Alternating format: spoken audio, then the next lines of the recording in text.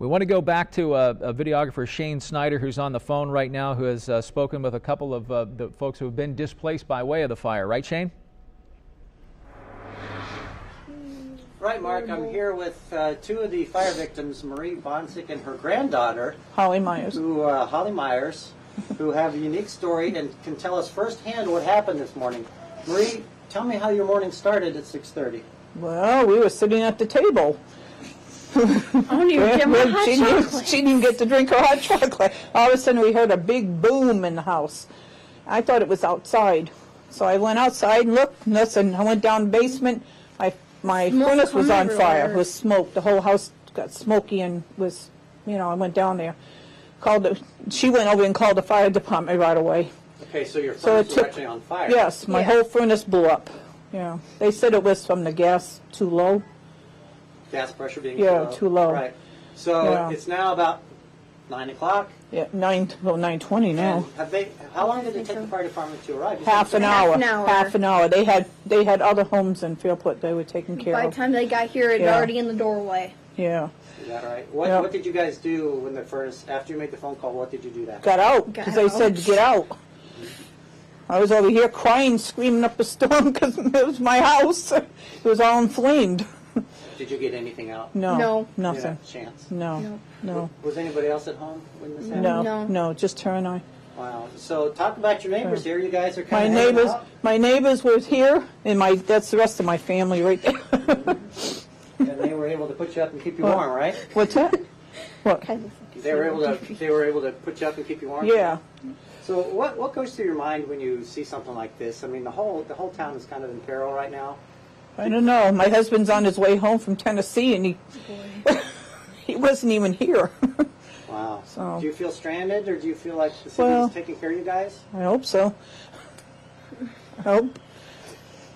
I don't know. What are you guys going to do next? Do you have any? I don't know. Whatever I can. I have to call my homeowners. Let them know that we had a fire.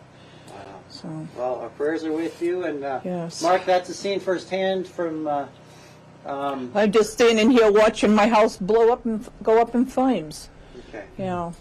Very solemn sight, Mark. Yes. Back to you. Shane Snyder live on scene with a couple of the victims of the fire, not just necessarily displaced by way of evacuation, but it was actually their home. The furnace blew up right there.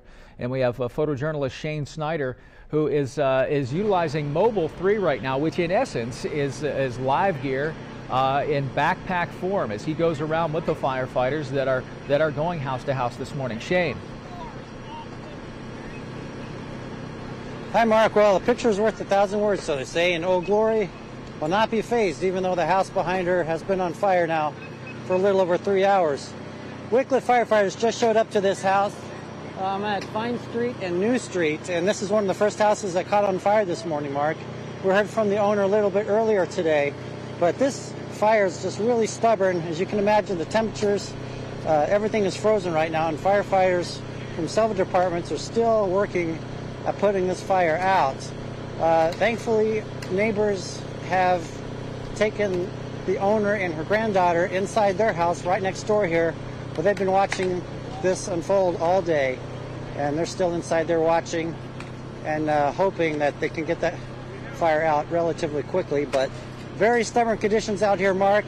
Wow. As you can see, we have plenty of help out here now, and these firefighters are working really hard, and they're doing a great job containing these fires. But there have been several in Fairport, as you mentioned earlier, but this is one of the fires that are just stubborn and keeps on going. So we're working hard on it, and we'll walk around here to this side. Now, I can show you that they're attacking this from all angles, but we also want to do it safely, Mark. While you're walking around there, let me ask you this, and I know you're getting close to a pump on one of those trucks. It may be difficult to hear, but the grandmother and her granddaughter that you were speaking with there earlier, they are now in that sun porch, the house that... Mark, you're going to have to repeat. I just walked by a generator, and that's what I thought. I lost you. I said the exact same thing just as you were getting closer there. Now, that is the grandmother and granddaughter you spoke with earlier there that are in that sun porch.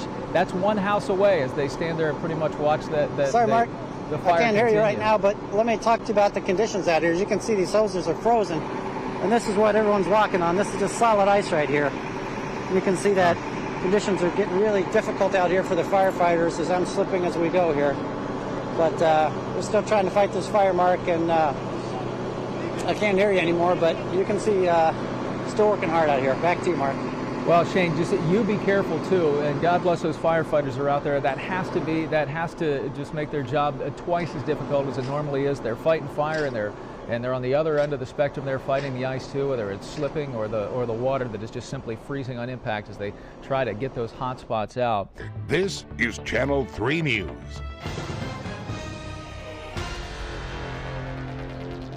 Fire crews from 4 counties and dozens of communities are still in Fairport Harbor and Lake County today trying to figure out if a gas line problem sparked several fires around the village, forcing residents from their homes early this morning. Good afternoon, everyone. I'm Kim Wheeler. Thanks for joining us. We begin this afternoon in Fairport Harbor with live team coverage. Photojournalist Shane Snyder is live with Mobile 3 on New Street with the latest on a house that's been on fire since early this morning. Chris Ty has the latest from evacuees at the Senior Center. And we begin with Darielle Snipes, who was first on the scene early this morning. Darielle, what can you tell us at this point? Well, the latest information that we have, Kim, is that Dominion Gas is going to be inspecting 1,500 homes to check for leaks and to see if the appliances are okay. They're going to start this pretty much immediately, and they're asking residents when they do get home to call them so that they know that they are home. This gas leak began around 7 o'clock this morning when several fires broke out throughout the town of Fairport Harbor. As you can see right now, there is still an apartment fire going on that's been going on since about 7 o'clock. Witnesses say they heard an explosion and glass breaking at this apartment building. Everyone did make it out safely, but firefighters are having a difficult time putting this fire out. This is at East near 5th. Crews are still fighting that fire, but everyone did make it out okay, and people were evacuated from this area as a precaution. They were asked to leave their homes, and some people, one pastor in particular, he actually came to town to check on some of his parishioners that are elderly and homebound. I couldn't get out. The driveway was blocked, and then they have the fire hydrant pumping water to the apartment house. She was blocked in, couldn't get out of there because of the fire going on. But I just came in to check on some of my parishioners, and the pressure stabilized right now, so they don't have to leave the house if there's no odor of gas in there. And that's the guys came in and checked that. I just wanted to make sure that they're okay.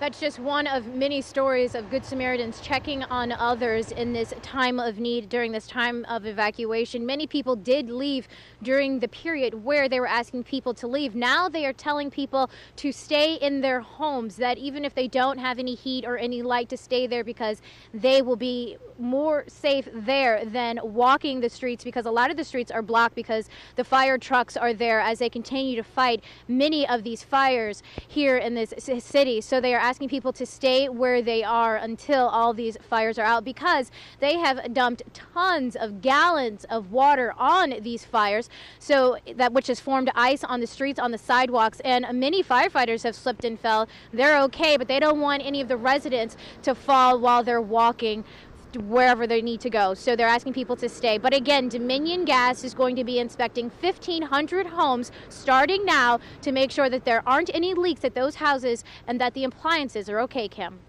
And Dario, we've been saying it all morning, but it's amazing when you see the video to know that so far we don't have any reported injuries. That's right. All right. Thank you so much, Dario, for that report. Well, as we've told you, Channel 3 News crews have been first on the scene all morning, bringing you the very latest on the situation in Fairport Harbor. Photojournalist Shane Snyder is there with Mobile 3, a mobile camera that gives us access that other stations don't have. Shane, what's the latest where you are? Hi, Kim. Well, the good news is the fire department finally put this fire out after fighting it for about 5 hours this morning. Currently, right now, we have the electric company, I can show you up there, cutting the power to the house. And this particular house fire was really a problem for the fire department because not only the temperatures, but the fire was actually inside the walls of the house. And they had a really, really hard time getting to that fire. I wanted to come up and talk to you, the owner of the house. Her name is Marie and Holly. Marie was home at the time, and Marie and Holly, well, Holly is here.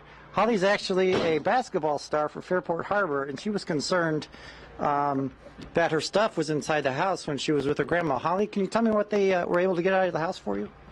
They got my grandma's purse, and my basketball bag was saved somewhat. That's got to make you feel good, right? That at least you can play in the game, right? Yeah. My warm-up stuff got kind of ruined a little bit. And is that all that they were able to get out of the house for you? Well, they also got my school bag with some of my stuff in it. So again, Kim, this is actually the human element behind all this stuff. You can imagine having a house full of stuff and then the same day having absolutely nothing. This is Marie. Marie, can you tell us what happened this morning when you were home? Yes. I have to hold that? No, okay. I was sitting at the table with my granddaughter, and I heard a loud boom in the house. I thought it was outside, but it wasn't outside. It was inside. My furnace blew up and got inflamed up. And you didn't have any time to grab anything, did you, Marie? No, because they said to get out of the house. Because there were flames and the smoke was so bad that we were choking. Her and I, and my neighbor was sitting there, and she told us to come over here. Vicki Maloney told us to come over in here, so I've been here since 6:45 this morning. And you didn't even have a chance to put shoes on, did you, Marie? I didn't have a coat, so she gave me a coat. She gave me a coat to put on, so I didn't have nothing. All my medication, everything is in the house. So they found my purse. Look, they found my purse, my most important thing. So as you can see, Kim, it's definitely a story out here worth following, and these people left with nothing, and when they return home, unfortunately for Marie and Holly, they pretty much have everything that they have is the clothes on their backs. So neighbors, thankfully, in Fairport Harbor are rallying around victims like this and giving them a place to stay warm, at least for today. But long term, we're still up in the air about what residents like Marie and Holly are going to do. Exactly. Back to you, Kim. All right. Thank you, Shane. So important, I know, for those families, too, that were able to at least get some pictures out of their homes. We're glad that they're safe today, at least. Thanks for that report. That was, of course, from Fairport Harbor with Mobile 3 photojournalist Shane Snyder.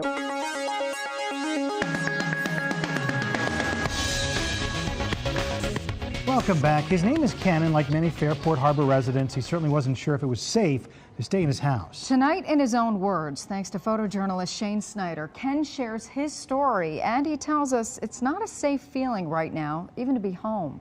And I woke up to the smell of gas. I went down to the basement, and I could hear the furnace sounded different.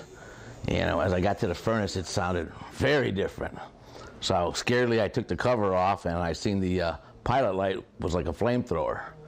And then right away I knew to turn the valves off, so I shut the gas down inside the house. Wow. Came upstairs, I opened the front door. Then I looked across the street, I heard a fire truck coming. And I looked across the street and I could see Marie Bonzek's basement windows, I could see flames down the basement. And right then and there I knew something disastrous was gonna happen. When you called the gas company and said, what's up, where's the heat, what did they say? Well, yeah, the guy told me that, the first guy I spoke to told me that, he asked a few questions, and he says that it was the homeowner's problem, that I had to take care of it. And then right away I asked him, I said, do you have any idea of what's going on in Fairport Harbor? What did they say was the initial reason it happened? Did they pressure. Yeah, they told me that there was too much pressure in the line. The pressure that comes into the houses here, it's a low pressure system. That's why most of your gas meters in the village are inside the basements. And as of today, I still don't know that they have found the root problem, which does give me concern. I stayed and slept last night, but I didn't go to bed till probably 3 or 4 in the morning. You guys can't be sleeping well right now, can you? I mean, oh no, I don't think anyone in the village is sleeping well. That would be very far from the truth. Are you surprised that nobody lost their life? I am amazed. I'm amazed. My friends that have all called and wished my well, I tell them, I said, I don't know why I'm here. I know that I got out of here, and there's a reason why, and I'm blessed, and I'm grateful for that. And all I got to do is look across the street at my friend Marie's house, and just, and watching that, knowing there was nothing I can do, It just, you know, it's a terrible feeling. Shane, thanks for that story. Ken, thanks for sharing your story. It just blows you away to hear people talk about surviving. And how many people were blessed that day that nobody was injured.